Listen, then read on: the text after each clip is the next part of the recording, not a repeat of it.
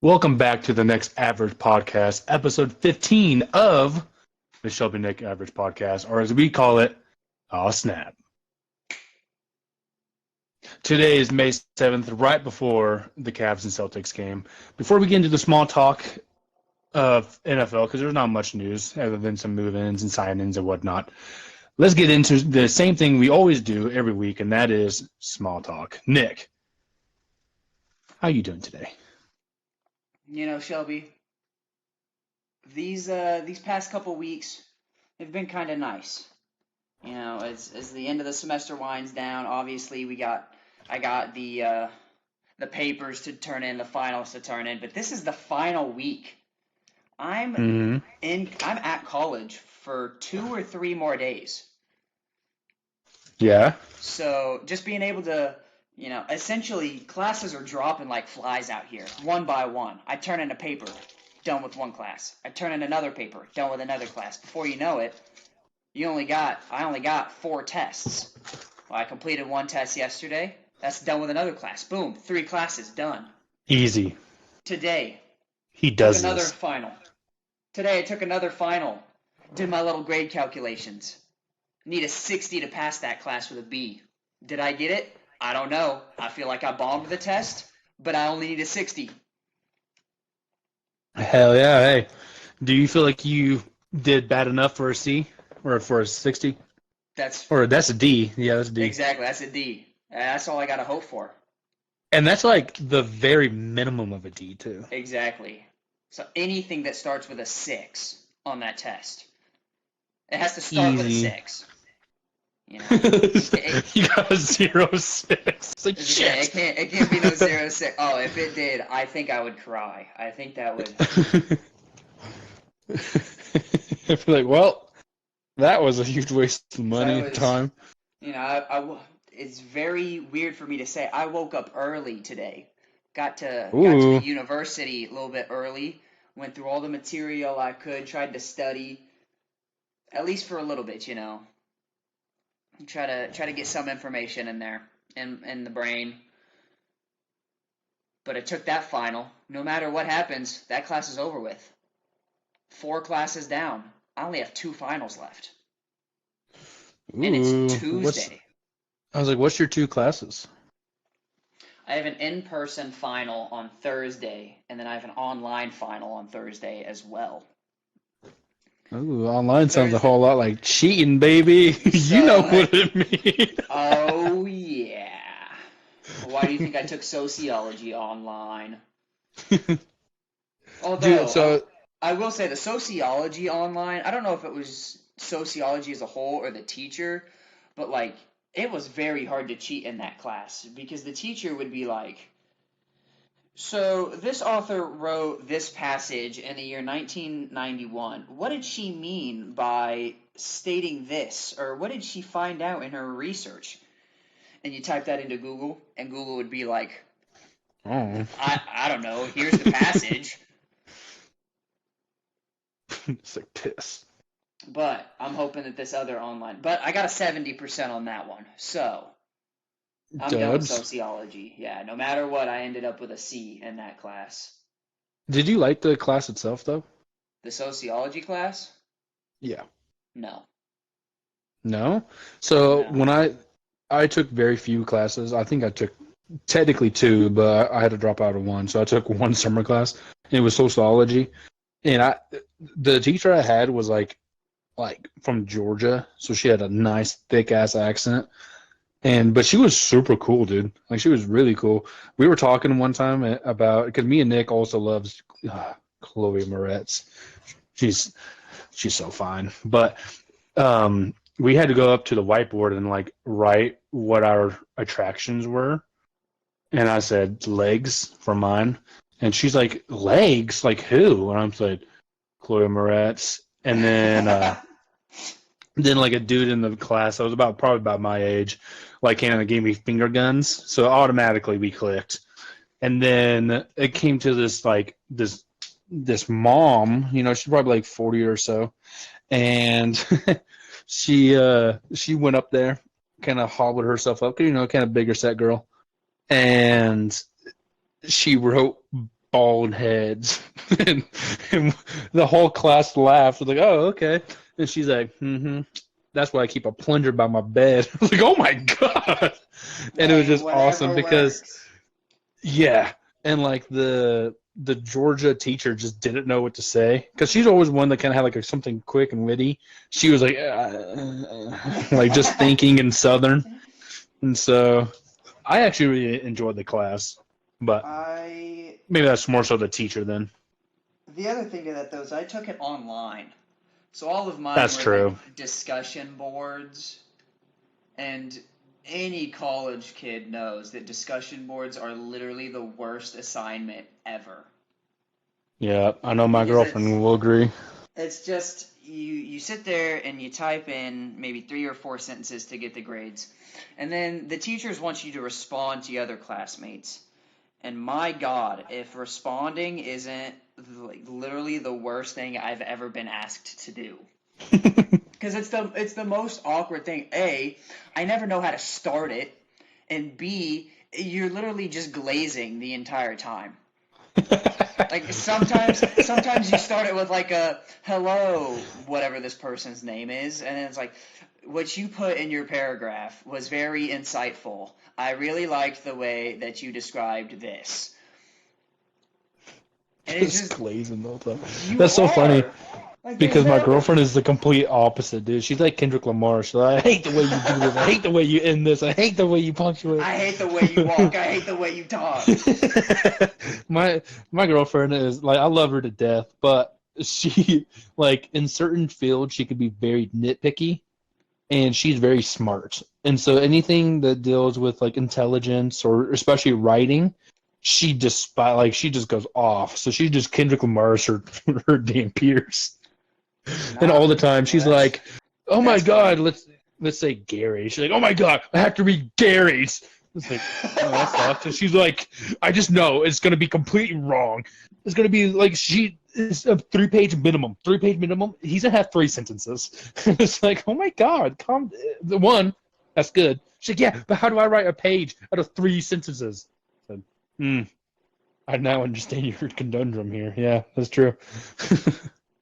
Yeah, I mean that's funny because when I try to do it, a I always try to look for the one or two that like line up with mine, because I don't really want to think as well, and I think that's also why I glaze because I once I'm done with the discussion, like my own reply, I'm done. Like my brain power has been spent, and I just try to find the one that's closest to mine, and then essentially I'm what's the word that I'm complimenting myself through this other person, because our ideas are so similar. That makes sense. Yeah, my girl, she can't pick her own. Like she gets assigned, so I just know Oh, when that's Gary tough. or whoever, yeah. And she's like, "Oh my God, I am Gary." So I get what you're saying because it's like, especially in something argumentative where it's like, "Oh, okay, I understand these points because they're pretty much my points." Yeah. So, but with that, the college courses are dropping, final grades are being input. Love to see them.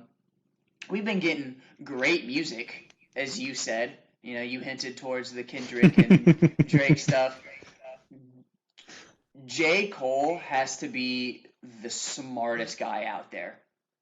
So I don't know if you know this or not, but he's called like the prophet, kind of like he can kind of like kind of see the future and all that. Like he told this one guy, I don't remember who. It was like a little peep. Hell, it might have been him, but like a little peep equivalent, where it's like just one song and living off the success of that. And he was on a podcast or something. I assume a podcast, but it's J. Cole saying, "Hey, this shit don't last forever. Like you need to get in the booth. You need to get better and better and better." It's like you're gonna be a one-hit wonder. And of course, the little peep equivalent got super pissed at him, saying, "You don't know me. You don't know this." Turns out J. Cole was exactly right. And so ever since then, he kind of been called the prophet. And so I think he could see the future. He's like, He saw, I as I don't want say, to deal with this. he saw a very shallow grave in him being alive in it, Yeah, it's like, and just nah. decided to publicly apologize.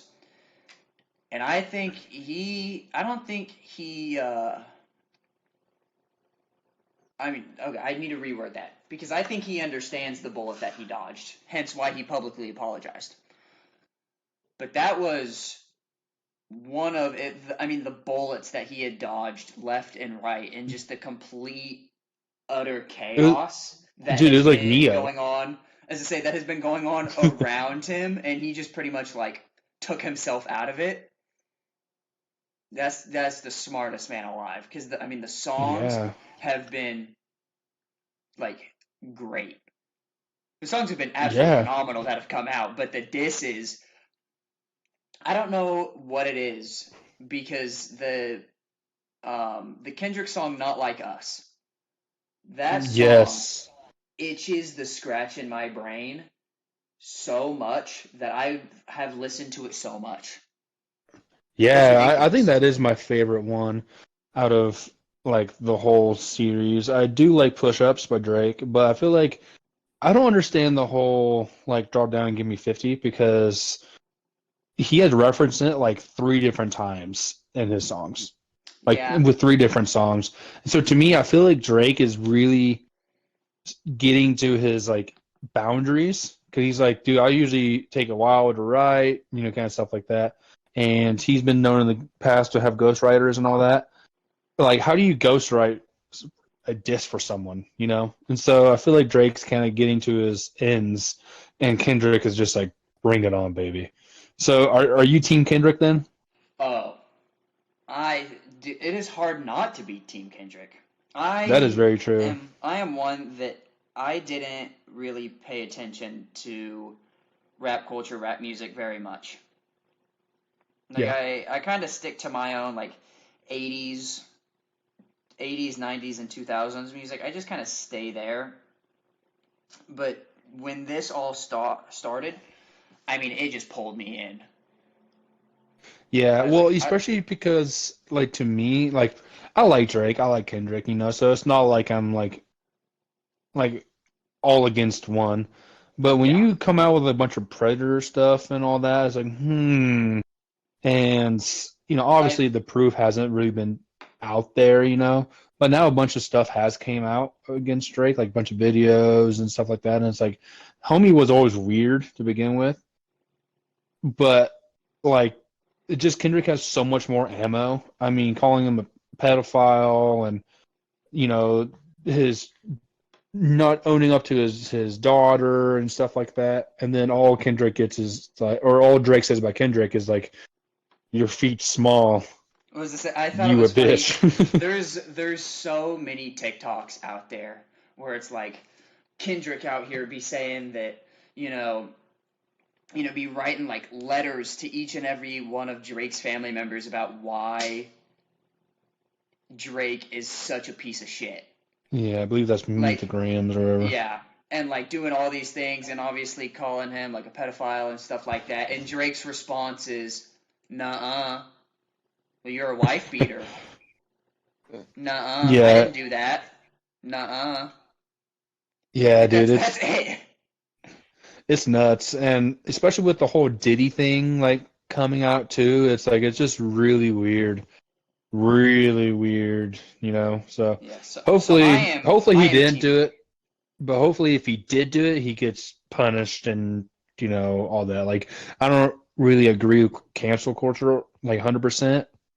Actually, I say probably like 5% of the time I agree with him, and this is one of the five. I mean, if he really is a pedophile and all that, it should absolutely be negative. So I am team Kendrick. What team are you hmm on? Oh, Kendrick. Like I Okay, said, okay. Kendrick. Like I like some Drake songs, but like the recent stuff, I don't really care for. I can't even tell you a single song from Certified Lover Boy.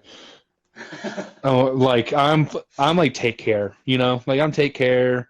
Nothing was the same. Like his first few albums. After that, I really don't care. And Kendrick, I mess with a bunch of his songs. So yeah, I didn't know you were in tune with the beef. But Oh I yeah, guess you are dude. on TikTok a good number. I So am, as I say, I am on TikTok a good amount, and it has been it has been phenomenal on TikTok. The amount of people that are trying to defend Drake versus the amount of people who are clowning the people defending Drake are absolutely beautiful. Right. The fact that Drake dropped a song and then Kendrick dropped a song literally like 5 minutes later, he just kind of, I mean, that's such a big dick move. Dude, and the thing is, so that means he was like, what? He's just refreshing He was on waiting. Drake's page. Yeah, essentially, Yeah. he was waiting. What's crazy is like they would drop like 2 disses like back to back, and it's like that's great, Oh, I and like know. completely I just say different they're not. songs. It's like that is crazy. Because I was talking to a friend, which shout out Brock Brown, subscriber, but me and him Hell were yeah, thanks, talking, Brock. and I was like, dude, just the fact that Kendrick isn't allowing Drake to even breathe. Drops Yeah. a diss and is like, okay, well, you haven't responded fast enough. Drops another one. All right, fine, you responded. Well, guess what? I'm going to drop literally 10 minutes after you dropped. Yeah, what's crazy is like we don't get a lot of Kendrick either. So at the end of the day, we all should like appreciate music for what it is right now because Drake is a very like methodical, like kind of drop when he's one of the biggest rappers in the world for a reason. I mean, he's smart in what he does when it comes to rapping and music arts and all that. But Kendrick, the last album, like the N95, wherever that song was on, like that, I wasn't a big fan of it. So the other one before that was what? The one with the van. Did you see that Drake bought the van and crushed it? I did see What? that. Dude, I would love to have rapper money. Can you imagine? Dude, I would just be buying shit and be like, hey, do you like this? Well, I don't. And let's just like punch it. Yeah, dude. I just imagine like the scene from Shrek, when the guy when the executioners holds up the mirror and Lord Farquaad is talking to like the mirror on the wall, saying like, yo, you're gonna do this for me. And he's like the mirror's like, no, I won't. And it paints the executioner holding up the mirror and he punches the mirror. That's gonna be me. Because like I've come to recently find out that there's 2 types of beef that we get in rap battles. Like once again, I did not know rap culture very well. All of this I've been kind of researching and doing like my own background and stuff like that. People have been telling me that there's like 2 types of beef between rap battles. And there's one where you just friendly beef, you get in there to see who can like write better and whatnot and who can diss more. And then you have the like serious beef where it turns into like violence and these 2 hate each other. This is definitely the second one. There's no doubt the latter about for it. sure. These 2 guys are now just coming at the throats. I mean, like you said, just crushing the van. Oh my god, dude, that's hilarious. Dude. Oh my god, that's hilarious. I like how you did it like at night too. So he's like, you know what? Fuck that. Who has a hell van from Mad City? I'm over this shit. So one of my favorite diss tracks is No Vaseline by Ice Cube, where he's dissing the whole crew of NWA. Okay. Like I love that song. Like I like Ice Cube. I wouldn't say I'm a big fan, but I enjoy a lot of his music. But I'd say that has to be because have you listened to that song? I have not. After this, you need to listen to it if you want to talk about dissing. Dude, that is straight hateful shit. Like, he don't care. I say that has to be second to like majority of these songs that are coming out in terms of like pure beef. That's and like crazy. Ice Cube just calls like Eazy-E a hoe and stuff like that. I mean, like Kendrick's calling him like pedophile and that he hates the way he walks, he hates the way he talks. That is insane. So it's a better battle diss than Kendrick writing to Drake's mom telling him that his son is a sick man and telling Drake's dad that he raised a fucked up child. Oh, dude! And when he tells Adonis, he's like, what do you say for a word? This isn't verbatim, but it's like, your dad doesn't your dad's never there, so I'll teach you because he's a terrible leader. He doesn't know shit. Like, like that is awesome, dude. That There is was a so awesome. there was a line in that Adonis one that's like, "You don't understand it now, but play this back when you're 18." Oh, dude. Oh my God. Poor Adon, like, poor Adonis, The because thing he's is, what, like 2, 3? I mean, he's young. you're not wrong. Poor Adonis. I don't necessarily like the fact that family got brought into this, but at the same time, It does Drake make for a was good the song. one. Well, Drake was the one that started all the family stuff. So like just to have it thrown right back at him. And Well, yes, it does make for a great song. and what's funny is, isn't it like what Drake said is something along the lines like, "Your son's not yours, but you're raising it as if it was." Like just Something like Kendrick that. being a good person, and he's like, "Oh, we want to talk about sons? All right, bet." Like it's like, "Hey, that son's not yours, but like, you're doing a good job." And then he's just like, "You don't know me. You don't know what I'm about," and just getting all twisted in a knot, just coming straight for Drake. I can just imagine the like, so we talking about sons now. All right. Bet. Yeah, exactly, exactly. Well, what's that? About 20 minutes of talking about of how you doing? I say, since a little spoiler for the audience, Nick has quite the list to go over later on. So let's get into football. We don't have very much. Some of the which is Odell signing to who? Odell Beckham Jr. signed with the. I just had Isn't it it the pulled up. Dolphins? Dolphins. Yep, the Miami Dolphins. Dolphins. So that Tua now has Tyreek Hill, Jalen Waddle, and Odell Beckham. Odell for 3 games. For 3 games, he's going to be in there. I don't understand how Odell keeps signing these like big contracts, and not like big in terms of years. I mean money. Like he's getting like $8 million. Yeah, I don't get it either, especially because like every time Odell signs with a new team, ESPN and Adam Schefter and all of them, they want to like upload like a hype video for like, oh, this is what this new team is getting, and it's like 2016 Odell Beckham Jr. Like Yeah, Odell's still a New York Giant and like has blonde hair and poofy hair and stuff like that 8 years ago, and it's so funny to me. Because don't get me wrong, Odell can still put in valuable minutes. Don't get me wrong. I mean, we hmm saw him put up valuable games and fuck me over in fantasy football. But yeah, Odell Beckham, he can be a target, but I just don't understand because he's getting money like he's a certified wide receiver too. yeah, yeah. I think it's more so because of like what Odell brings, and not in the sense of something football. Unfortunately, I think it's because he's just like he's an exciting person. He does the TikTok dances. He fans love him and stuff. So I think it's just something like that where he will always just have a big contract. He's just one of those players. I just get signed for the vibes. Yeah, that could possibly be true. I do think that Odell kind of brings a blanket of security to the Dolphins. Because don't get me like Tyreek Hill is a very good wide receiver.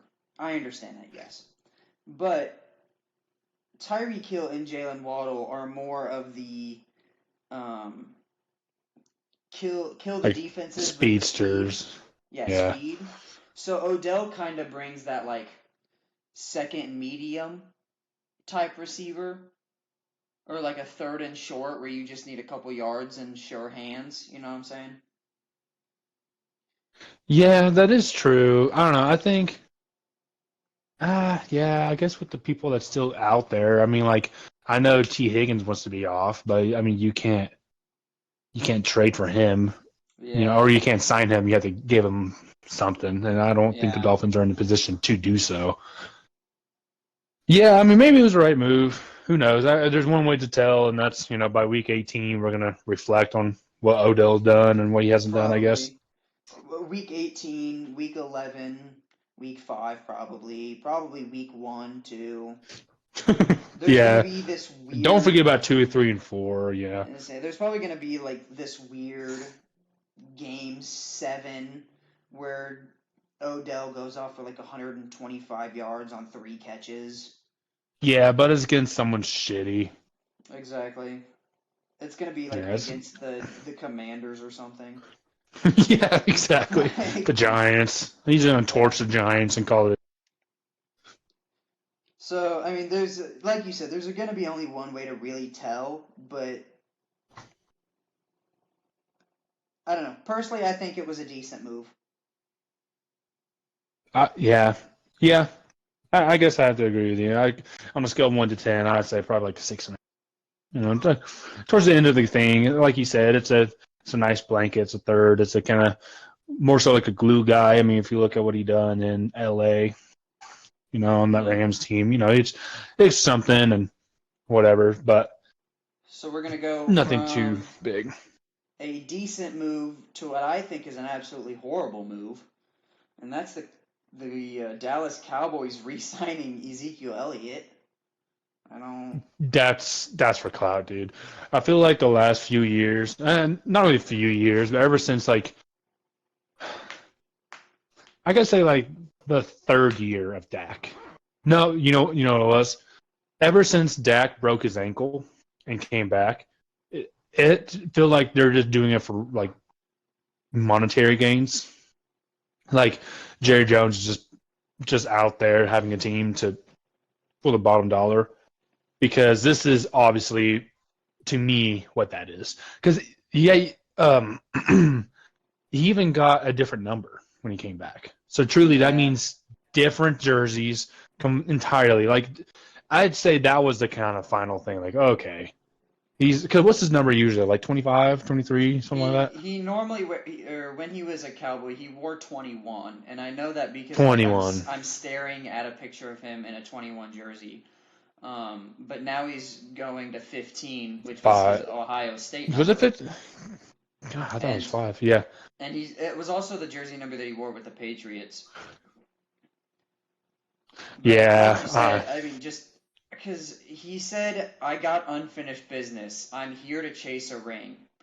Now, the problem with the Cowboys is that they didn't have a run game. But the thing is that was the problem with the Cowboys for like 3 or 4 seasons. That it was like they didn't stop having a run game because Zeke left. They stopped having a run game because Zeke was on the team and leading the run game. I've said it once Yeah. and I I'll don't say it know. again. Zeke is good for 2 yards a carry. Doesn't matter when or where you give the ball. If you give him the ball, it will be 1 or 2 yards. Yeah. Anymore. I mean, like, this isn't the Zeke that was known for hurdling people. Yeah. You know who he, reminds me of? Who was that really thick running back for the Packers? Eddie Lacy. He reminds me of Eddie Oh, Lacy. Eddie Lacy was so fun to watch. He was a cheeseburger away from being a lineman. Well, maybe if he did, he would have had a longer career. But yeah, I'd say scale 1 to 10. I mean, that's a 3. It was I mean, also a it is a 3. move. You added a running back, and he's, I guess, a fan favorite. But other than that, there's nothing I don't see him bringing to the football team that you needed or even wanted. I think the role is to get Ezekiel Elliott back in the starting spot, so then that way. Never mind. I was gonna say so that way Tony Pollard can go back to like his exciting role as backup running back, but I don't even think he's on the team anymore. I think I Tony don't. Pollard got not traded but signed somewhere. Yeah, Tony Pollard signed with the Titans. So I don't know I don't know. Oh wow, that makes it so much worse. Yep. Speaking of Titans, who else did they get? Tyler Boyd. Tyler Boyd went to the Titans. Yep. So I R.I.P. the was talking Bengals. to, yeah, dude, poor Joe Burrow. He was out. It wasn't even his fault. Now he's going to come back to just a Josh Allen team. Just Ain't that trying crazy? to Ain't bare that crazy? bones. Bills and the Bengals are both like in the same boat. They were Yep. so good, lost so much people, except on Yep. different sides of the ball. Because is Henderson still there? I thought Hendrickson, he yeah, signed he's somewhere else. still. No, Is he? Trey Okay. Hendrickson is still a Bengal. Who left? I thought someone left from the Bengals. Regardless, I was talking to my coworker, and we were talking about the Tyler Boyd thing and the Titans. He's like, "Yeah, the Titans has a good, skill players and all that." I said, "What?" I was like, "Not really." I said, "It doesn't matter if Will Levis leading the charge. I mean, he doesn't bring anything at all, He's got a like big arm. at all. Yeah, but it That's doesn't mean about he can it. do anything with it." As I say, that's about it. Is he He accurate? he recovered his That's kind fumble of. at one time because he caused a fumble on defense. Like that's the only highlight he has. He You has don't. that, and wasn't it him that? No, that was Pickett. I was gonna say that faked the slide, but yeah, that was Yeah, that Kenny was Pickett. Pickett. But so the Titans' wide receivers are DeAndre Hopkins, Calvin Ridley, and Tyler Boyd now. All three So I mean, washed. those are probably yes. I know DeAndre Hopkins is a shell of what he once was. Calvin Ridley is. I don't know how to really because I wasn't familiar with his game before the gambling suspension, and so I don't He really was know. good for the Falcons. He was really good. He was like a fast, speedy guy. My I don't coworker really said this, know. and this was for the Le'Veon Bell situation where he was sitting out for the Steelers. Uh huh. He told me something that I mean, it was like fresh when I started working there, and so I didn't take it for what it like really was. But now it is so genius, and that is the worst thing a football player can do is take a year off. Calvin Ridley, Even if it's Le'Veon just like Bell, take. Deshaun Watson, I was just say even if it's just sitting like training camp off, because we've seen Melvin Gordon do that and then come back Melvin as a shell Gordon. of himself. Yeah, it's like you need the best way to train for football is by playing football. It's And like when you just basketball. keep dicking off like this, that's what happens. And so that's my theory on Ridley because there's no reason why him and Trevor Lawrence shouldn't work, except for the fact that Ridley is just not who he used to be because he took that year and a half off because he was gambling. I think Yeah, it was a Ridley long wasn't. time. Well, because Ridley got injured the second half of the season, and then got caught for gambling. So he got injured, so he had to take like the second half of the year off, and then had to sit out the year after that for gambling. So yeah, the year and a half off was insane, and Mm-hmm. so that Did makes a lot. sense. And then last but not least, definitely not least, Tank Dell. What a story! Tank Dell had a minor injury, is what they called it. Sustained a minor gunshot wound. So I mean, Tank Dell got shot, and the Texans owner said that Tank Dell will make a full recovery after he was Dubs. wounded in the Good for shootout. him. Good for him. We love to see it. We don't love the fact that he got shot in the first place, but we love to see Yeah, that it didn't end someone's career and most importantly I someone's don't, life. I So don't understand how there's been, I believe, 2 shootings in 2 years now with NFL players, but they're making full recoveries, so that's nice. yeah, that Do we really is think Tank nice. Dell will also come out of the tunnel to many men? Uh, I don't think so. Who was the one Probably that not. did that? Brian Robinson Jr., which that was Yeah, a cold video. I like that that video, was cold. Because he plays especially for because we the got the the Commanders, right? yeah, but the fact that Yeah, we got the view behind him, so we got to see like him behind like run out of the smoke and then like to what he saw with the crowd and the cheerleaders and all that. That so was pretty sick, cool. dude. And what's funny about those videos, it makes me really jealous because I know I'll never get to see a stadium from the field like that. You know, it's like Oh that. yeah, That must be so damn fun to like crack off a good run and just hear an eruption of cheers. Have you been to a football game like I NFL? have not. I have not. No. It's Yeah, bucket list, but yeah, funds it have to be is. divided elsewhere, so I have not yet. Yeah, for sure. But it is crazy because I never had good seats for football games because football games are just honestly just really expensive. But like it is eerie about how loud a collection of fans can get, and that's from like the nosebleeds where I'm at. I can't imagine it at the bottom of the field. Hmm.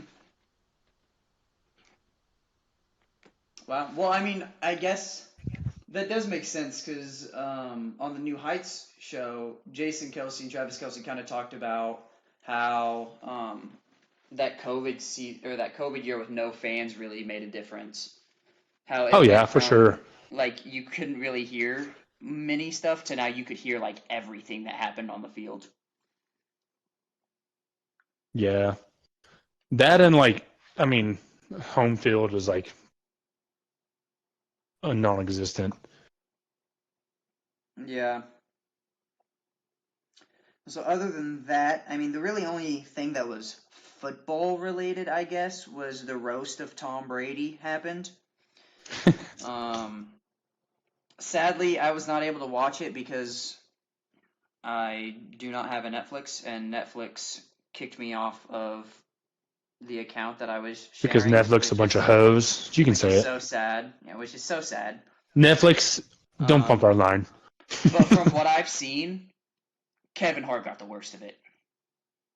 Yeah. From Yeah. the clips that I have seen, rather on TikTok or YouTube or whatever other ways I've seen it, I feel like Kevin Hart got the worst of it. Yeah. I think Andrew Schultz is a really funny guy as it is. Like I really like him.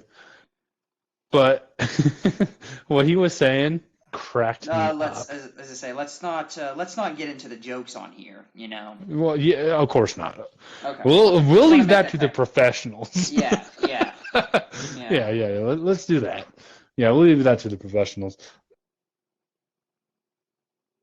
But But other yeah, than so. that, you wanna get into it? Oh, do So I ever want to get into this? so before we go too far, I'm going to be the moderator. If I feel like you're slipping a little too much, I'll try to reel you in. I understand your Okay. frustrations, and this goes to the people. Remember, this is not rated E for everyone. If you are Clippers management, if you are Paul George, if you are anyone of the such, you'll probably be getting roasted. Most importantly, there will be some cuss words. So if you're playing around a Yep. child or whatever, like just be mindful of that. Yep. So Headphone Nick, warning. Headphone warning. Just want to say that because I may or may not start off however I do this. Headphone warning, language warning, all of the warnings.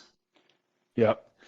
All right, Nick, what's your thoughts on the Los Angeles Clippers?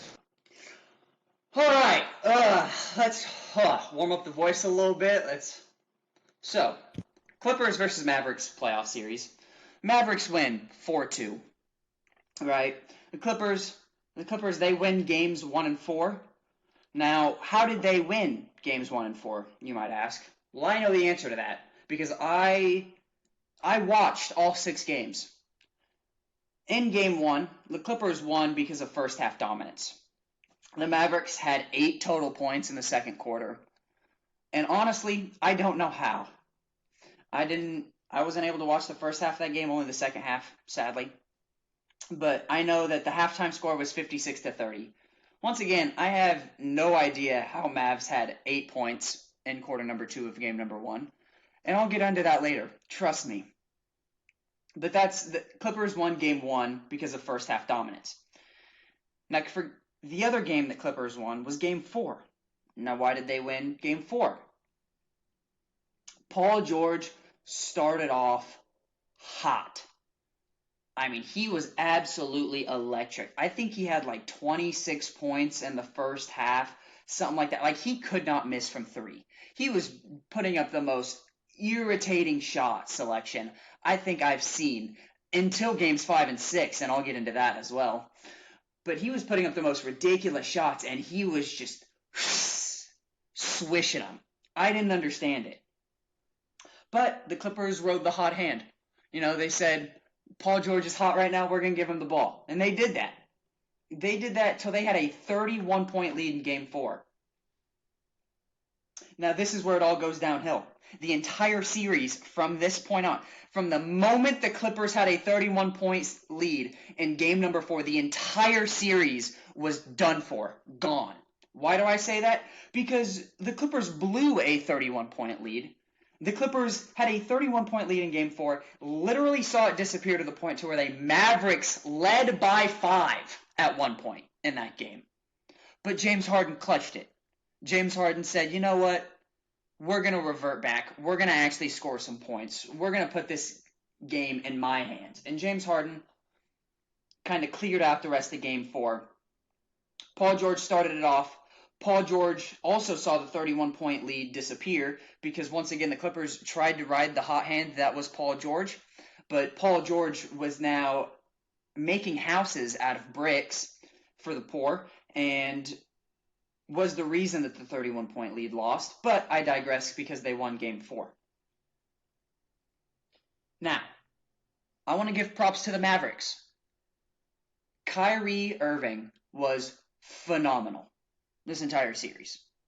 He hit some of the craziest shots I've ever seen. There was a layup where it looked like he was 45 degrees in the air with 4 or 5 hands around him, 3 players all vertical with him, and he still made the layup. Absolutely phenomenal. Kyrie Irving deserves a round of applause. Now, on to Luka Doncic. Luka Doncic did not have the best series. I want to give you a little stats that I looked up because in my fit of rage, I looked up stats so I knew where to be mad at because that's what I like to do. Luka Doncic from three-point land was 4 for 12, 5 for 14, 3 for 14, 1 for 9, 2 for 8, and 1 from 10. Luka Doncic never shot better than 33% from the three-point line. And we lost. The Clippers lost to that. But Luka was still good, mid-range, drawing fouls when need be. His free throw percentage was absolutely phenomenal. I mean, he was at the line probably 8, 9 times a game. Only missed a max of 2 free throws a game. I mean, Luka, free throws, phenomenal. The role players came to play. It wasn't just Kyrie Irving that would score 30 points or 40 points and win. It wasn't just Luka that'd come out, kind of miss a 3, but still end up with 30 points. The Mavericks got substantial minutes from P.J. Washington, who stood on business, quite literally. And the Mavericks made shirts of that, which was so cool. And I hate saying that because it was against the Clippers. But P.J. Washington stood on business that entire series. Derrick Jones Jr., he was phenomenal defensively. Daniel Gafford in the paint. Derek Lively in the paint. Dante Exum hit some crucial buckets. Max Kleber was good when he was in. He's injured now, which kind of sucks for them. But when he was playing, he'd put in decent minutes. And Josh Green. You're not going to see much from Josh Green when it comes to his stat line. But I swear, every 50-50 ball that there was, Josh Green ended up with it. And I believe it was game 3, game 5. It was game 5. Clippers trying to make a comeback because they're down. Of course they are. And they're trying to mount a comeback. They get it within a certain amount. And then Josh Green hits a three-pointer and gets fouled. So of all people to allow a 4-point play to, it was Josh Green. So the Mavericks got such substantial minutes from the role players while their superstars filled in the roles that they needed to be. The Mavericks, they get their props. The Mavericks, round of applause. Congrats. You moved on to the second round. I hope you're able to do stuff with against the Oklahoma City Thunder. But now, I digress. This, after I've done my Mavericks research, it's on to the Clippers. Oh my God. Earphone warning. I'm sorry. Oh my God. Kawhi Leonard needs to get traded or released. I don't care which one. I am sick and tired of him playing the season, not playing the season, but never showing up for the playoffs. Oh my God. I was going to try my hardest not to say the Lord's name in vain, and I'm so sorry for anybody that's religious. But, Kawhi Leonard makes me so upset. Why is he on the team? Please, do something. Kawhi Leonard only played in games 2. Not only did we lose both of them, but do you want to guess how many points he averaged, Shelby? How much? 12! He averaged 12 points a game. He had 15 points in game 2 and 9 points in game 3. This is a superstar, for crying out loud.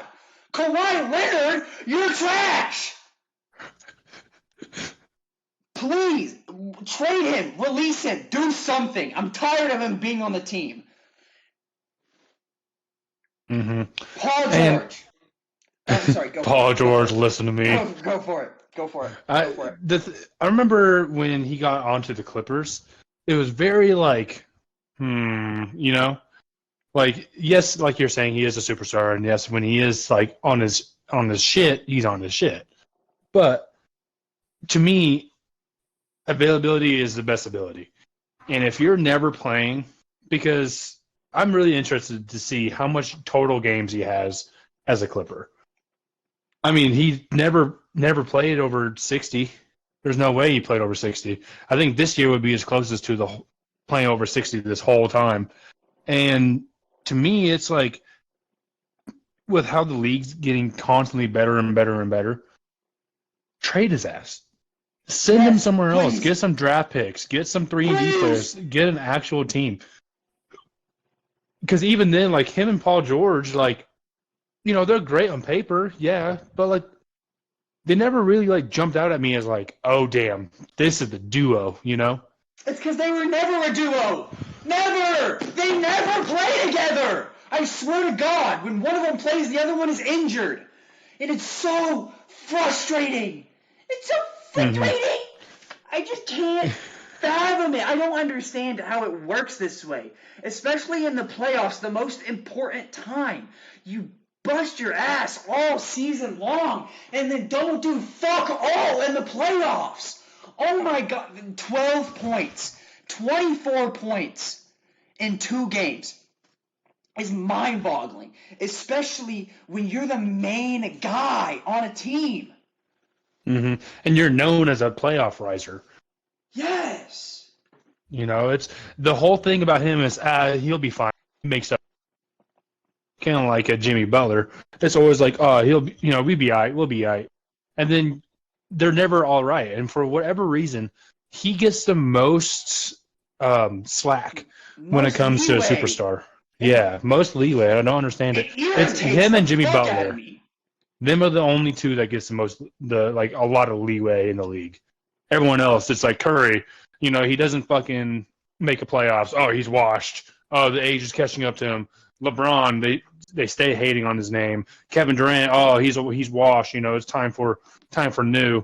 But Kawhi Leonard, ever since the Spurs day, like, yes, he had a fantastic season as a Raptor. I'm not going to say that. But that Raptor team was also really good without him. And his championship as a Raptor, it was lucky as hell. And I get it.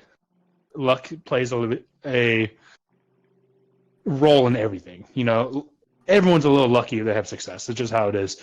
But for you to have Klay Thompson and KD go out, and I think Steph Curry got hurt and was playing through injury, well, yeah, you're going to have a real good chance against when 2 of their 3 best players go down. Okay, so Kawhi Leonard, trade him, release him. I don't care which. I don't want him in a Clippers jersey. You know what? While we're at it, blow up the entire team. Not literally. I mean, trade as many people as we can. I'm close to that point to where it's literally, but not yet. Paul Well, George. Paul George, listen to me when I tell you this. You are trash. Shout out RDC World come on the pod. when they made a skit about Doc Rivers losing that Game 7. Funniest video that I love. Paul George. Okay, back to the rant. Paul George, inconsistent all series long. I swear, like I said, in Game 4, where he was just going absolutely ham, he's the reason we got that 31-point lead. He's also the reason we lost the 31-point lead. Paul George, you either need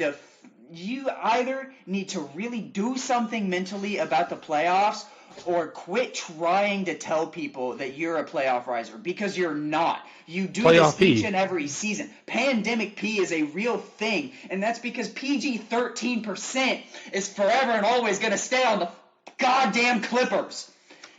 And I don't know how. I don't understand how, because he has such good games. And then I swear to God, every game I tune into, he's 2 for 11 or 1 for 9 or something. And Paul George needs to get traded or released as well. James Harden was literally the only guy that was the only star that was considered consistent. And that's really tough for me to say, because I said James Harden would only give you 2 or 3 good games throughout the entire playoffs. And that's exactly what he did. James Harden was the reason we won Game 4. James Harden was the reason we stayed in a lot of those games.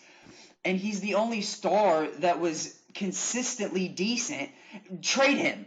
I didn't like the move of James Harden anyway, because when we get in a shooting slump, for some reason the Clippers, instead of playing 5-on-5, then want to pass the ball to Paul George, of all people, and let Paul George play iso ball when Paul George can't score the goddamn ball. Oh my God, it irritates me. And then when Paul George fumbles the ball because he can't rise to the occasion, then he passes the ball to somebody with 0.3 on the shot clock and plays NBA 2K out there. Russell Westbrook, retire. For the love of God. We can't even get value out of Russell Westbrook anymore. Game 1, Russell Westbrook was actually decent. Game 1, Russell Westbrook had 13 points.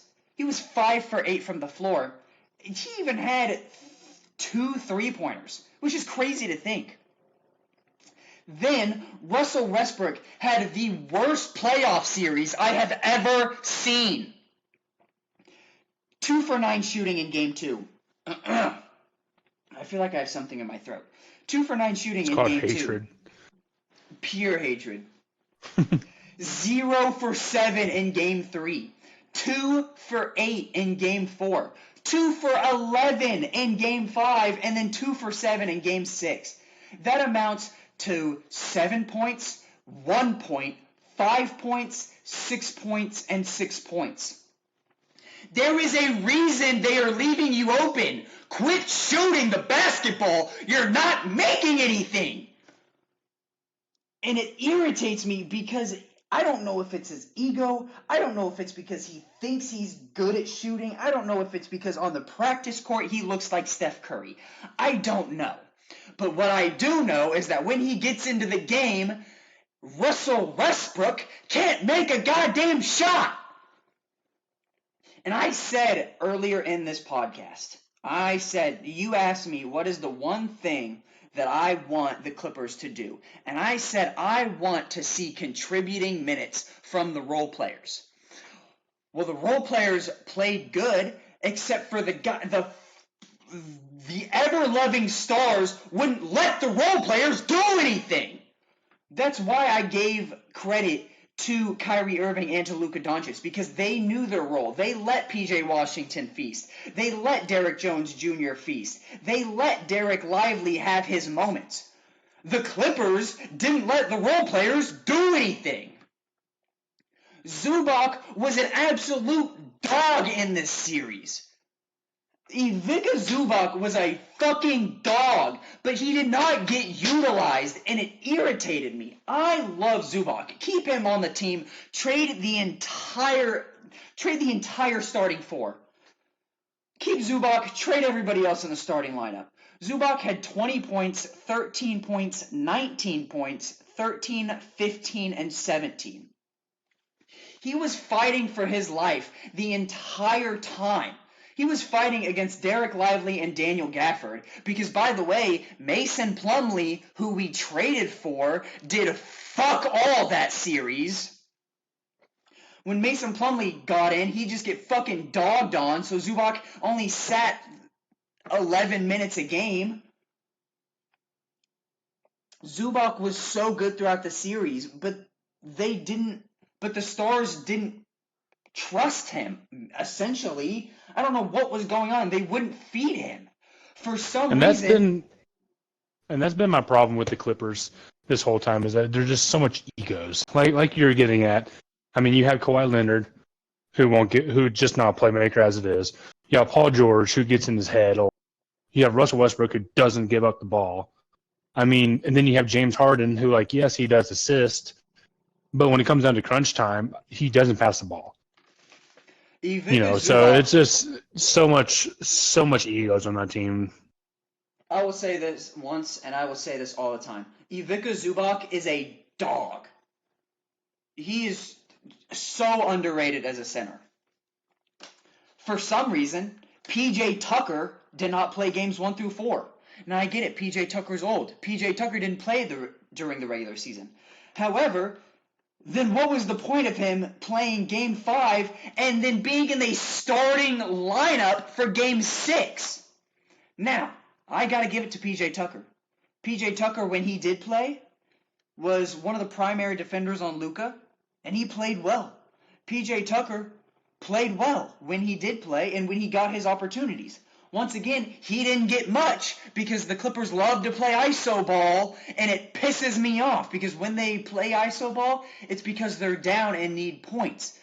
Well, how the fuck are they going to get points when they play iso ball through people who can't fucking rise to the occasion and get them points? Looking at you, Paul George. I have three people on here. Amir Coffey didn't get the ball at all. Amir Coffey, when he did get the ball, maybe 2-3 times a game, made it count. I love Terrence Mann. Did not get his opportunities. For some reason, once again, he had a good game 1, he had a good game 2, and then the team shut him down for some reason. I don't know why, because Terrence Mann is a good basketball player. Bones Highland is not even playing. We traded for him. We traded one of my favorite players for Bones Highland, and he's not even playing. Why? I swear to God, every time I say I like a player, he gets traded. Now that I've said that Ivica Zubac is a dog, he's probably going to get traded for half a bag of chips. It's going to be Lay's at that point as well, because the fucking Clippers organization doesn't understand talent.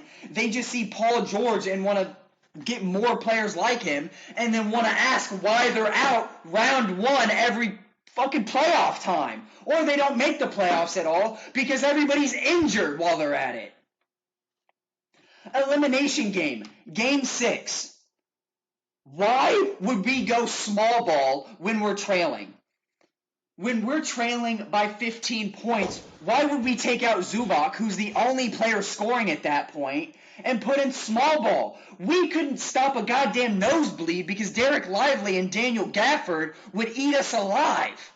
And then you'd think, oh, small ball, we'll be able to, move the rock, get a good shot selection. No, because we play iso ball when we're trailing. Because Norman Powell takes a 3 double contested. Because Paul George wants to go in between the legs and lose the ball off his ankle. Because for some reason our team becomes incompetent when we're trailing.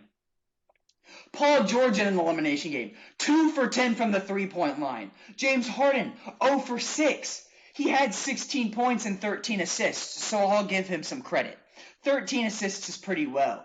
Norman Powell led the team in scoring with 20 points, but he was 6 for 14 and would not stop just throwing the ball up. I have a better shot selection at the YMCA. I could do better in the YMCA. It irritates me. Why, for some reason, does this team get down and then stop trusting the team? Russell Westbrook, please retire. For the love of God. That's what I'm ending it off with.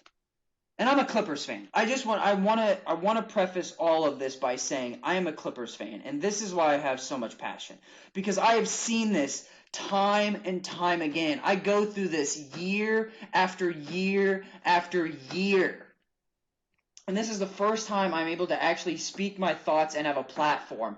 And I know it's just a silly podcast, but being able to just have the, and it's not silly. I really enjoy these podcasts. I really cherish these podcasts. But fuck, if the Clippers organization needs to do something about this. Please disband this entire team. Keep Bones Highland. Keep Ivica Zubac. Keep Terrence Mann. Trade everybody else. Get Reggie Jackson back. Please get Luke Kennard back. Get some players that I can actually root for. I said this too. During the season, I said, while the Clippers were fighting for the 1 seed, I said, it's cool that they're fighting for the 1 seed, but the Clippers are going to blow it like they always do. And what did they do? They blew it. They were the 4 seed by like 5 games. And I said, I got that. I wanted to trust my team. I said Clippers in 7. I wanted to trust my team. I shouldn't have, because I go through this year in and year out. Trade Paul George, trade Kawhi Leonard, trade James Harden, and for the love of God, Russell Westbrook, retire from the NBA. I'm a Clippers fan, and I have to keep telling myself that. I'm a Clippers fan. And that's all I have written down. Shout out to Carlo Jimenez, though, play-by-play person for the Clippers. The only other person that I see that talks with the Clippers. I've been following him on TikTok since his USC days. Carlos Jimenez is a great play-by-play guy. It's somebody that I aspire to be. He has a signature call of nylon, which is Nylon! His nylon call is absolutely clean. Yes, it is. Well, okay. Nick, the thing is, though, I don't think you were excessive. I think Russell Westbrook, yes, he may have a role on a different team. I don't think he should retire yet. I think he's like a Melo, where he'll never fully accept the bench role. Or not the bench role, the passive role. Because, yes, he can go on the bench, but he wants to be the star on the bench. He wants to be the scorer. He wants to be the energy, which he can be. He can be the high energy. We've seen it before. But that comes with more stuff than just running around. I would love to preface this by saying I've been calling that this is going to happen literally like the entire time we've been doing this podcast. Mm. And it's still just aggravating to see it happen. For the love of God, Russell Westbrook, please retire. Paul George, please get traded. Please go to some other team. Well, so I saw a thing that Paul George didn't sign his extension. Good. Yeah. So hopefully that just doesn't mean he's gonna the Clippers are gonna sign him for less or whatever. I want to just a full blow up. I mean, it's gonna suck not having your big names to sell out in arenas, but like in the new arena. But it's time, dude. It's been overdue. It's been dragged out. This is the year to do it as well. You get a new identity from a new team. You get the new stadium next year. You get the new logo next year. You get the new uniforms next year. Just have a new identity and a new team completely.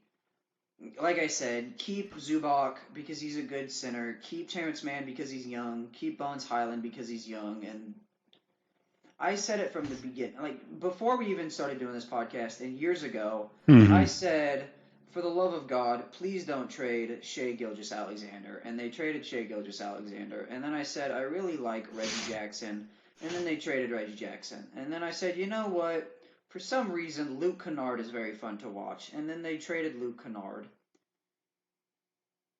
And so, just for the love of God, please trade Paul George. Please get whatever you can.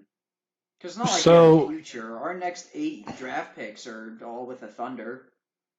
yeah, that's what I'm saying. Like, just start anew, get some players that you don't know if they're going to pan out.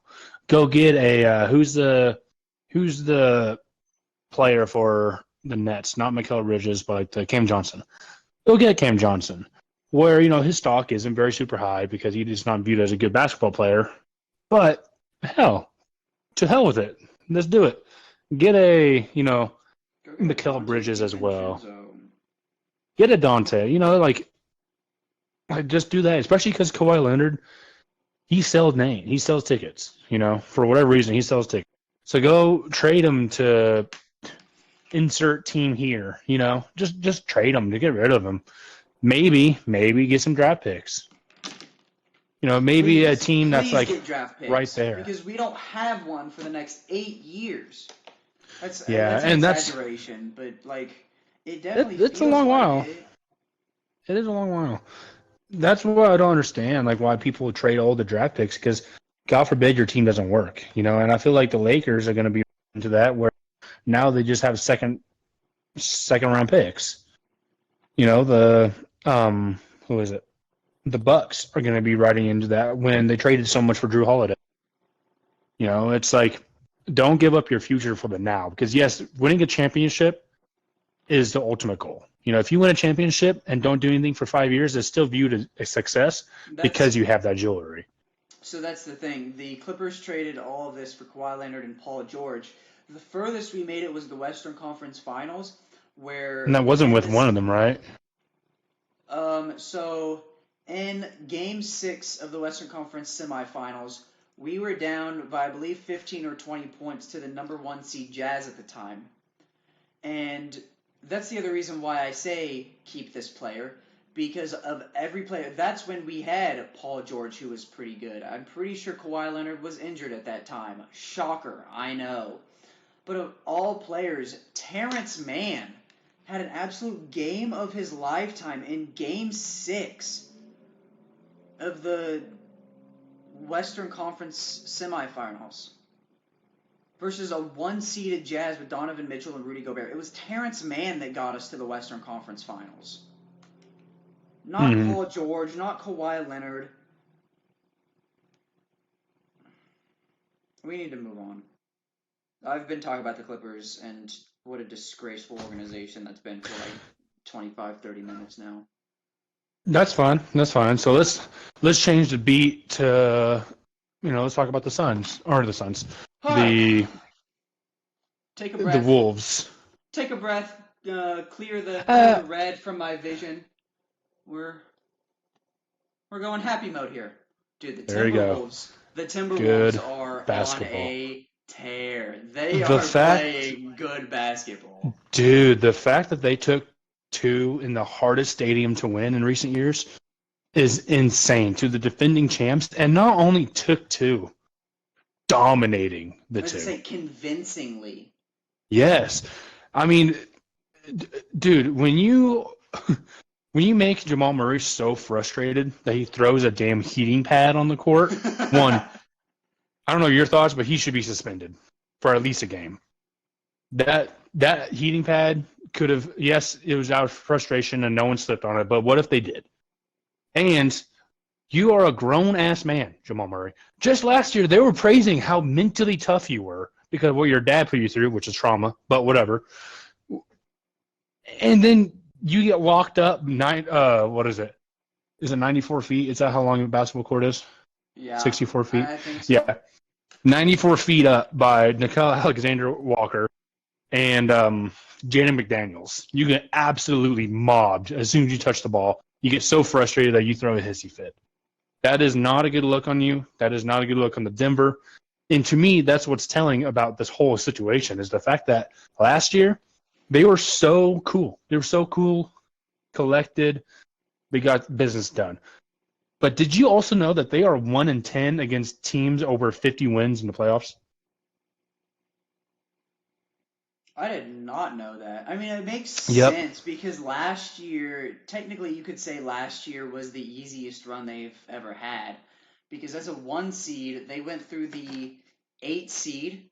Then they, I believe, went through the four. They either went through the 4 or 5 seed. I don't remember which one after. But then they went after, and then it was the seven seeded Lakers in the conference finals, and then the eight seeded Heat. So they played an eight seed, a four seed, a seven seed, and an eight seed. Mm-hmm. And I mean, no, that's not against the Nuggets. Obviously, they can't choose who they I go was up they're going to play against. who's in front of them. Yeah, so I mean, that's not a diss on the Nuggets, but it doesn't shock me that they are 1-10 against teams with 50 wins.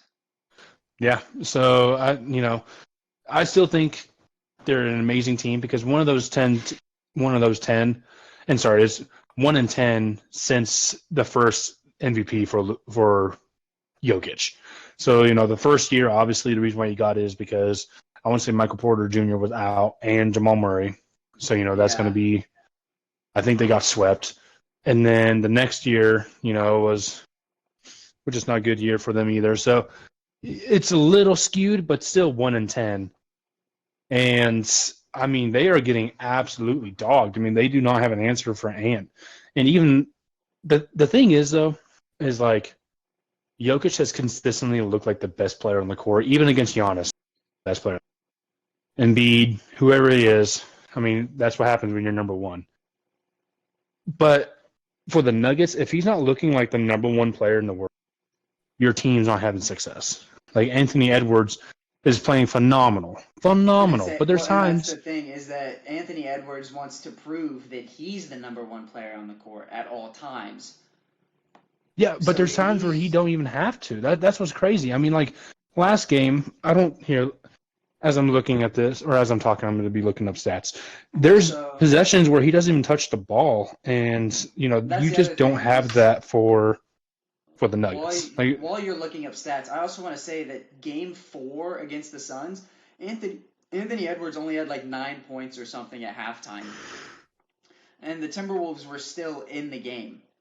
Now, like in mm-hmm. Game 4, you're up 3-0, you're not having a good game. You know how easy it would be to just like, oh well, like Game 5 is going to be at home, we can finish them out there. But that's not what Anthony Edwards did. Like Anthony Edwards came out at halftime. I'm pretty sure he ended the game with like 32, 33 points or something like that, and just absolutely clowned on the Suns in the second half, and was like telling everybody like, no, like we're sweeping them. We have our eyes to win every game, not take a game off. It doesn't Yeah, matter what one half means. You got to play the entire game. yeah. Like in Game 3 against the Suns, he had 15 points. 15 points, 8 assists, which is good for Jordan Part 2, but not the 40 or 43 point win he had to end the Suns and then to start the Nuggets off. It's just I've it is absolutely crazy to see someone just get absolutely embarrassed like this when they're supposed to be num- the number one team in the league. Like, I mean, they were my favorites coming into the playoffs. Truly, Yeah, I well, didn't me and you, expect the Wolves. The thing is, the West is so stacked. I mean, I can see the Thunder going on. I can see the Mavs going on. I can see all this, but the the Nuggets were like the one with the target on the back. Obviously yeah, champions, but they were the ones that got the one seed after they started trying. I mean, they just were dogging people, and now they're the ones getting dogged, and it's crazy. we made playoff predictions. I don't necessarily know if we made playoff predictions here or not, but both me and you had the Nuggets and the Celtics in the finals. Mm-hmm. Yeah, I And I remember mean, that. it's just because that, like, the Nuggets, as we saw, like, the difference between before All Star break and after All Star break was immense. And the Nuggets were just climbing and just dogging on people. But yeah, dude, the Timberwolves team is so good. Like you said, Anthony Edwards doesn't have to be the number one player on the court. He has Carl Anthony Towns who can pick up some slack. He has Mike Conley who can pick up some slack. Nasty Nas Reed, Nikhil I love Alexander Nas Reed, dude. Walker, Dude, when and I I just saw big Rudy shout Gobert out. hit a fucking mid range in game one, I'm like, oh, this series is different. If Rudy Gobert is one attempting mid range and not like into the buzzer and shot clock cheese, no, he's just like, I'm open, hell with it. Yeah, And then the next game he had a kid, he is gonna be like a my player out there. He is gonna be absolutely dogging. that's the game two. They didn't have Rudy Gobert, and somehow the Timberwolves still kept their like defensive presence. Rudy Oh, Gobert dude. is a very big player to lose because because because because because I was like, wow. And the Denver Nuggets last night finally passed the 40-point mark. They scored 40 points with 8 minutes left to go in the third quarter. That is crazy. Literally, with 8 minutes left, the Nuggets finally scored their 40th and 41st point. That is absolutely That's crazy. how defensively like present the Timberwolves have been. And I was gonna say big shout out to Tim Connolly. Now, for a lot of people, Tim Connolly sounds like who? What is that name? Who is Tim Connolly? Well, don't worry. I'm here to give you guys a little heads up. And Tim Connolly is a basketball GM. Tim Connolly arrived to the Denver Nuggets in 2013. So Tim Connolly was a big part of building Jokic, Murray, Aaron Gordon, all the big players that was a big part of that, Michael Porter Jr., like a part of building that team that we all thought was unstoppable and won the championship last year. Fast forward to this year, Mike Connolly is now the president of basketball operations for the Minnesota Timberwolves.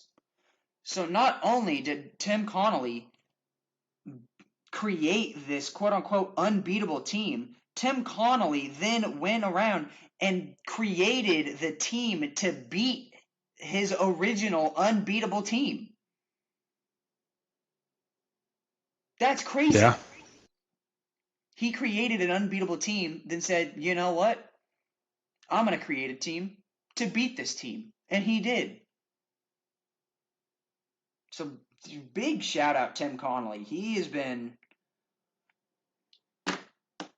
phenomenal. Yeah, big time. Yeah, and I looked up the stats. They held Jokic to 16 points. So, I mean, that's phenomenal. Um, so with that, what is going to be your predictions? Jesus, I don't know why that word kicked my ass so much. Predictions for like how the rest of the series is going to look. Do you think they're going to get swept? Do you think the Nuggets are going to still win at home? I mean, hell, we've seen it before, where a team loses home court and then wins at their home court. Do you think that's going to happen with this?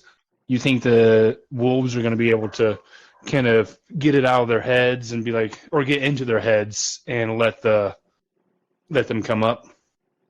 So my thought on this is it changes on whoever wins the next game.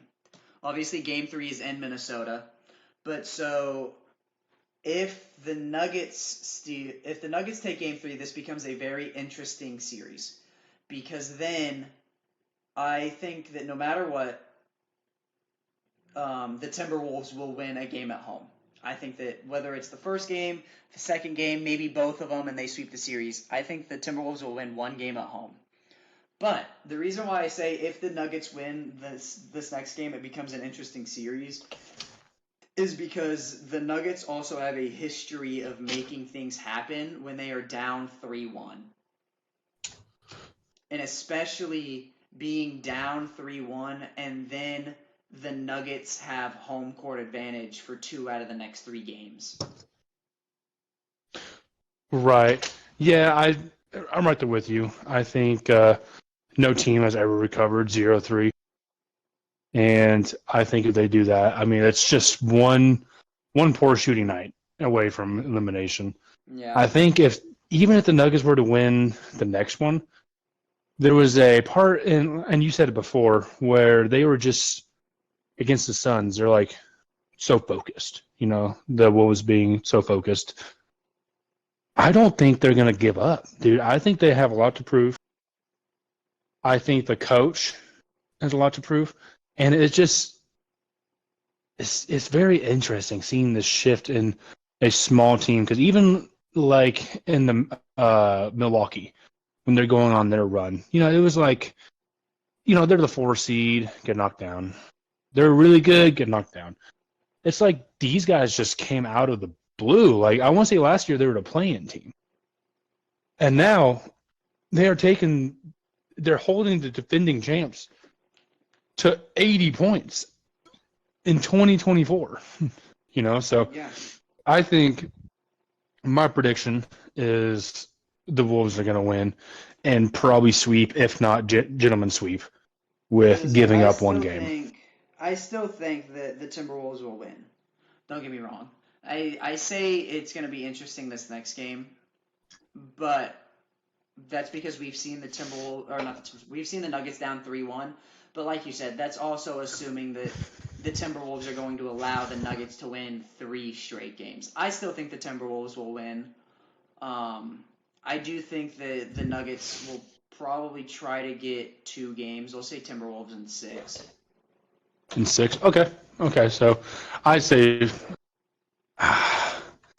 I say 4, but okay, I get it. Honestly, I think those are the two. Those are the two options because I don't think. I mean, we could very easily see Timberwolves win this game at any point. We could see the Nuggets come out and just win this series as well. But that's what makes the playoffs so fun, you know. Oh yeah. It's playoff basketball, baby. On the other side, I want to talk about the Knicks. So I got my new Coyote. Pretty sure I mentioned me buying it last pod, so that's what I'm referencing now. And I was out in the garage all weekend, kind of messing with it and whatnot. And I have a TV in my garage, which if you don't have that, do it. It's beautiful. But I was able to watch the Knicks game. That Knicks team, dude. That Knicks team, I think, is going to be able to take out the Celtics. Maybe I'm being hyperbolic. Who knows? Only one way to tell. But dude, they just play different, dude. I mean, they just they feel good. They feel really good. And I'm pretty sure the Celtics are playing the Cavs. Remember, right? So Yes. I know it's not going to be like a right now thing, but I think the Cavs is a bruising enough team that they're going to kind of mess with the Celtics. I think Celtics in 6, and that's what I'm going to say. I have But Celtics in 5. in 5, It took the Cavs 7 games to beat the Orlando Magic. I say did Celtics in 5. did you watch that last game though for the Cavs? I did not So watch it, but I saw Paolo Banchero went off. yes, he did. But so the Magic was up by like 18, 20, maybe low 20s. I mean, pretty convincingly against the Cavs. But somehow, especially when a team's up that much, it's usually because of some sort of good run, you know. And it Mm-hmm. just felt like the Cavs were never really out of it. And I remember sitting on my shop chair, I looked up and saw another Cavaliers turnover, but just the effort, like they didn't give up. They didn't feel like they're like, shit. And I was like, I think they're gonna come back. It may sound like a LeBron prediction, but I really do think they're gonna. I And that thought I thought it go on. was hilarious when Cleveland started chanting "We want Boston," and Donovan Mitchell went to like the middle of the court and was telling everybody to like quiet down. Well, That is hilarious to me. hmm I, I I don't know, like because Donovan Mitchell is also a really really good player, but I feel like it's because he's been on the Jazz that are constantly screwing it up somehow. But he understands. He's like, winning series is hard. We got through the easy one, and it was in 7, like you're saying. Doesn't It's not guaranteed. So let's kind of calm down, fans. Let's get going. But dude, that Cleveland arena was bumping. Was absolutely Yeah, it bumping. was. Yeah, it was. And with the Celtics, I think Chris Tapps is either out or injured of some sort, which is always was a negative for Chris Tapps. So I'm excited to see how that series go. But dude, the Knicks look good. Dude, Dude, the and the Knicks thing on with the back of Brunson's the New insane. York Knicks is that it seems like every single game is a March Madness game.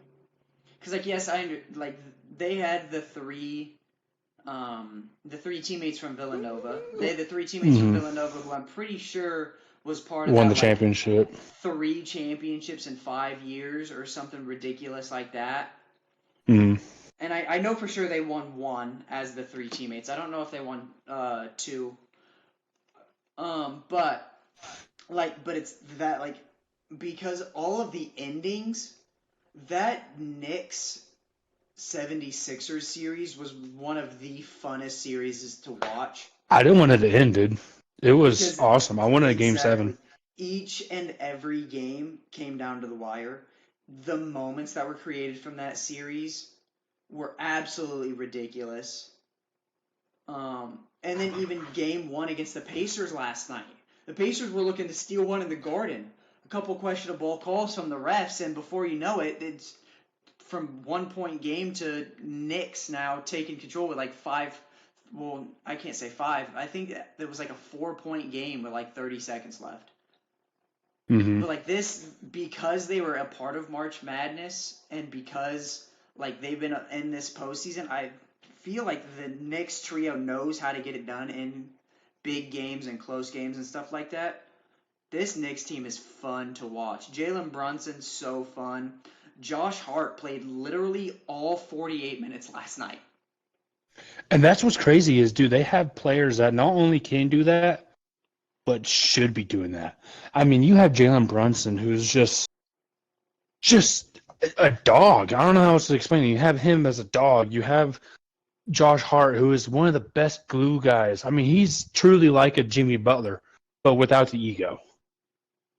Like he just plays nasty, dude. And then you have, Dante DiVincenzo always stepping up in big games like that. I mean, it's just this team is really, really fun. It seems like they're in the bag. It seems like they not only play well together, but also listen very well to Tibbs' adjustments, and he's coaching his ass off.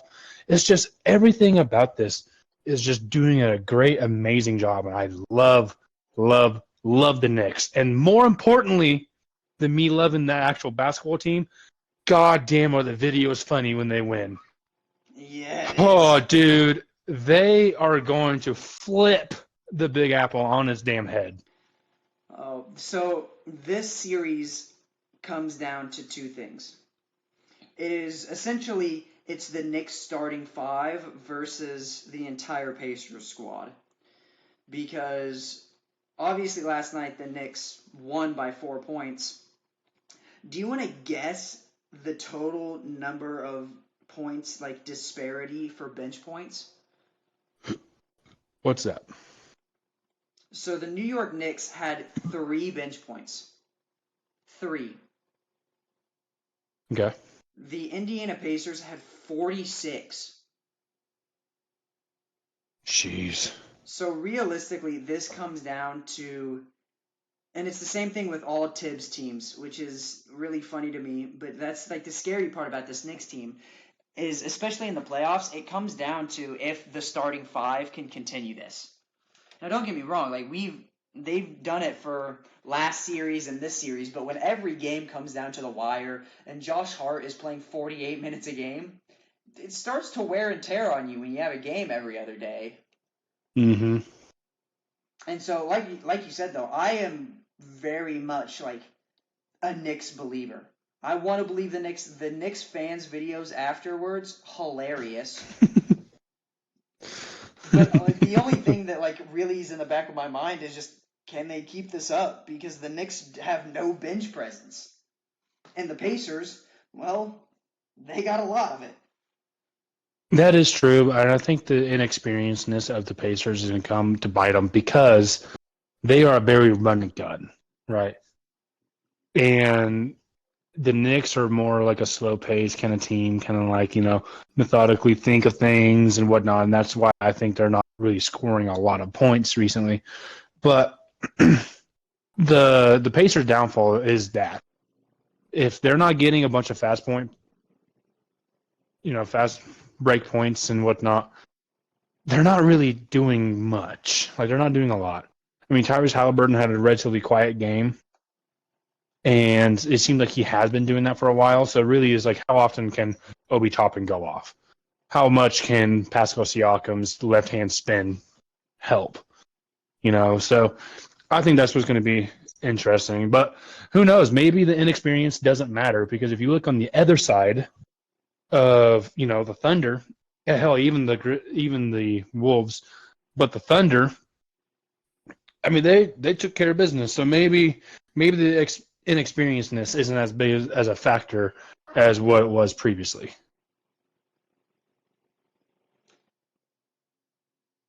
Yeah, I mean that's fair because, like you said, like a big storyline coming into this playoffs was like, how's the inexperienced teams gonna fare against the experienced teams? How are the Mm-hmm. Thunder gonna fare against the Mavericks? The Mavericks don't necessarily have a lot of like Kyrie Irving has playoff experience. Luka Doncic has experience in the playoffs. It's not great, like it's not deep playoff A experience, but it's lot, still yeah. playoff experience versus, like you said, really young Thunder team. How are the Knicks and the Pacers going to fare off? Well, they both took care of business in round one. How's that going to be in round two? Stuff like that. And so I'm very like this next round, the last round of playoffs, the first round was very tightly contested and one of the best playoff years for like the opening round in a long time. Mm-hmm. I mean, every matchup it seemed like was a good matchup, and even if like this next round, you're just gonna get better matchups and better matchups and better matchups. Yeah, dude, I love the playoffs, and I really hope that, like, the inexperienced teams, the young guys, make this transition, because the league is in good hands. The leagues are in such good hands. Interesting stat of the day.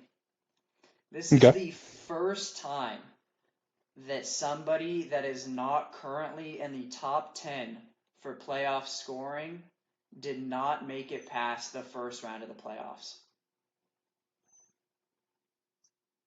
Who So is in the current top? Like, yeah. Oh, So like currently? top 10, yeah, I say currently Oh. because like Oh, okay. or I should say all time maybe. It was a Sports Center stat, of course. But like Okay. a lot of like Jimmy Butler didn't make it and he was top 10 all-time playoff scoring. Obviously LeBron didn't make it, Kevin Durant didn't make it, Steph Curry didn't make it.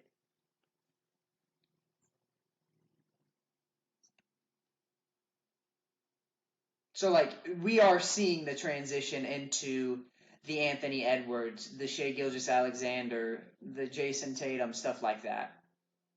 Quite frankly, I'm happy because that means that with this transition, it should mean that Kawhi Leonard and Paul George should retire alongside Russell Westbrook, who needs to. God damn it. I'm sorry. I'm sorry. I had to throw that out there one more time in case anybody over there is listening. Once again, I'm a Clippers fan. If any Clipper executives are listening, it would be awesome to Get come me in the work for you building. guys. Yeah, Yeah, please get me in get the me in the building. building. I would do anything, but it would be He will even even tell the better. players that they're fucking up. It would Can be you even imagine? better to get Russell Westbrook to retire and trading Kawhi Leonard and Paul George. Paul George. All right. Well, on that note, I think we talked about everyone. I mean, we brushed up on the Thunder, but they also haven't really played in Yeah. a little bit. What's your predictions on that series? With that series, that one's tough because the Mavericks just got out of an emotional series. Meanwhile, the Thunder have just been chilling for about a week now. Mm-hmm.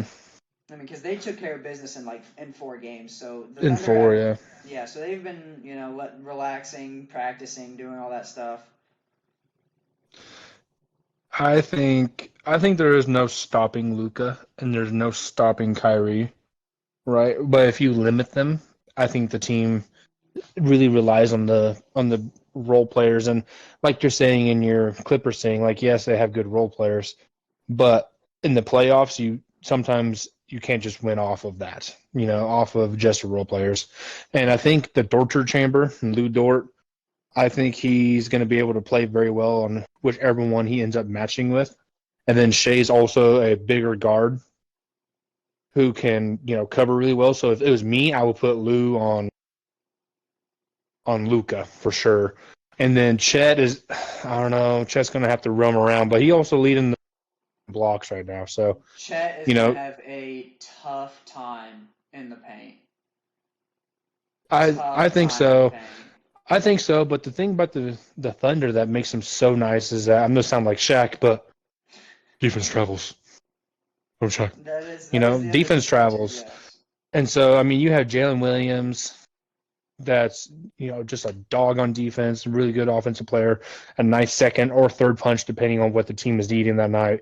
You have Chet, who's super long and lanky, who I think he's going to give the drivers. Not obviously, I think Kyrie's one of the best finishers in league history. But I mean, if you make it a little harder for him, if you make it harder for Luka, if you make it harder for Josh Green and all that, absolutely, I think it's going to be fine. And then you go to the bench. I mean, you have Isaiah Joe, who's a really good three-point shooter. You have the other Jalen Williams, who's a solid center. You have, all these players that can very well play really good defense. So I'm thinking it's going to be probably in Thunder in 6. That's funny. That's funny because I have Mavs in 6. You care to make a wager? Do I care to make a wager? Shelby, Yep. if I'm not mistaken, you still have to pay up on a wager. And that's fine. This is a whole separate But wager. of course, I'm always down to make a Hey, wager. Are you also, kidding me? didn't we make a wager about the Clippers and Mavericks? I I may don't have to believe so. rewatch that. I thought we I might did. have to rewatch. I think we just had differing opinions. I thought it was just like, oh, haha, that's funny that you have Clippers in 7 because I have Mavs in 7 type thing. Very well could be. But But if we did have a wager, I will also go back, watch that, and find out. okay. So let's do ice cream. Ice cream. Okay. And I mean Yeah. like Cold Stone ice cream. I mean Of I'm talking course. We're like not. or Dairy Yeah. Queen. I'm talking that good. Yeah. Yeah. We're So, not. Trust me. If we're gonna wager, we're gonna wager something worthwhile. mhm. So are we doing this based off of who wins the series? Yeah, we can do it since we're Okay. both in 6. I mean, if Because if this goes to a if game one of which seven, gets are we gonna swept, then it's oh, whatever. it's technicality or something like that? Like Nope. I don't want Nope. that I to. got Thunder. I got my boys in blue, and you got the Mavs. Yep, I will take the Mavs. I think. All I right. mean, I gave the Mavericks their due Your diligence, flowers. their flowers for a good reason. And trust me, as much as I want to say that this is a pure like, oh, I don't want the team that beat the Clippers to lose. I would love the team that beat the Clippers to lose, just to show like how bad that it really was and how much the Clippers need to change. But I think that the Mavericks they know their roles, they know what they need to do. I saw them in action a lot. I think the Mhm. Mavericks have what it takes to get past the Thunder. Okay. All right. Cold Stone ice cream. Then let's do this. Sounds good, because somebody already has to pay for dinner, so this would just be ice cream after the dinner. Mm. Yeah, well, it's gonna be real. Make sure you bring your wallet. I know I'll get, but you'll get the dinner or the dessert, baby. Talking Ooh, much smack. that's a lot of trash talk coming from a team who has yet to play. Well, I mean, they have played in the that's playoffs, fine. but the series has not played. That's what I'm trying to say. I'm trying to say the series Yeah, has not played yet. You know, I get it, but I'm usually OKC is better one at of the trash hardest talking. arenas, so I'm usually better at trash talking. It's just my mind is filled with pure hatred for the Clippers right now. So you're gonna have to full give me a of little Kendrick bit. Lamar. Yeah. All right. Well, on that note, do you have any more ad? Well, so yeah, once again, looks like another wager. Of course, we will be talking about this wager here throughout the podcast. Mm-hmm.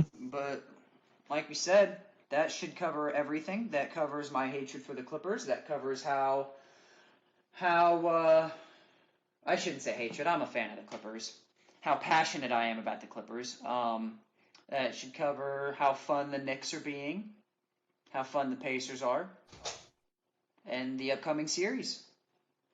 So with that, thank you guys all for listening for us ramble, especially me ramble this podcast. It really means a lot that you take time out of your day. If you like what you hear, make sure you hit that like button. And subscribe while you're at it if you want to catch these. We try to do these weekly. Mm-hmm. My name is Nick. His I name is am Shelby. Shelby. There it is.